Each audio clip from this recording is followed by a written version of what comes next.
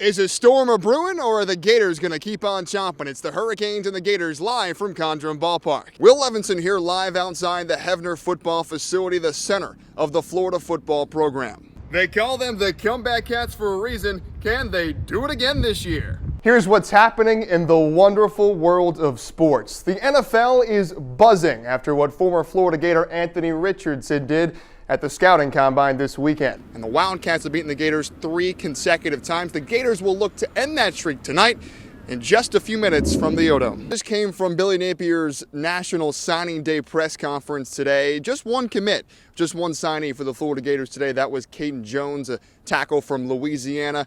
But the big story of the day, of course, Jaden Rashada, the former Florida quarterback signee that had his NIL refuted. Will Levenson here at Hawthorne High School. It's the Hawthorne Hornets and the Gibbs Gladiators. The undefeated Hawthorne Hornets put up 48 points last week. Tonight, but a defensive struggle. 7-6 is our score at the half. An energetic Donald R. Disney Stadium saw a big Gator lacrosse win Saturday. The Arizona State fans showed out in full force, making a cross-country trip to see their Sun Devils lose.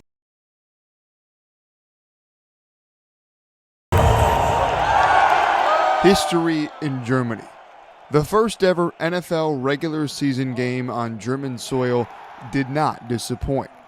A sold-out Allianz Arena remained packed well after the final whistle between the Tampa Bay Buccaneers and Seattle Seahawks, as thousands of football fans from across the globe sang along to soak in the moment.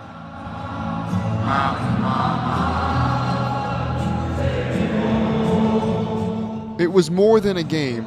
It was a celebration for a sport that is truly becoming global. Chris Moore, a former NFL player and German native, said American football is quickly growing in his home nation.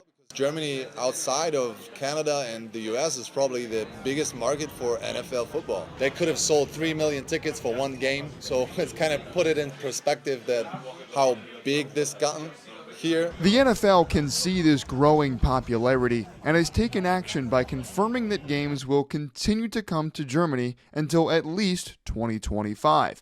That will certainly make the German fans happy, but it's hard to be happier than Tampa Bay Bucks fan and Munich native Tobias Stark, who's waited decades to see his team play.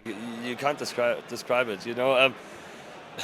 I never thought that an NFL game would take place in Germany.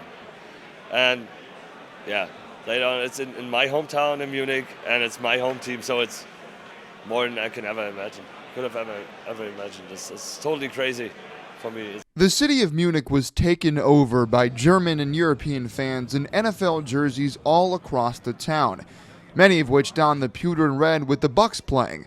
This is something Tobias didn't quite see coming. I never knew there were so many Bucks fans in Germany. We thought we were just a small group.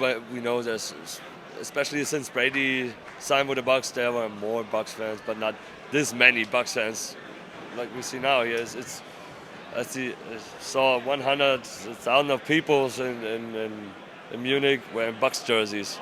Never thought about it. Tobias has been able to grow his fandom on social media, specifically on Twitter. It was there where he connected with fellow Bucks fans. However, it wasn't until this week that Tobias finally got to meet his virtual friends.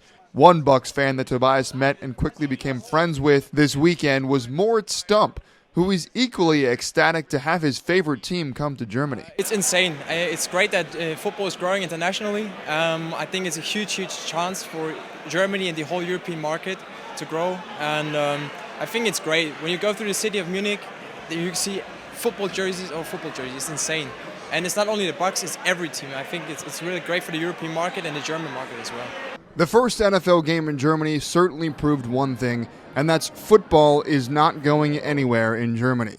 The NFL will be back, and the fans are excited to have it. Will Levenson, WFT News.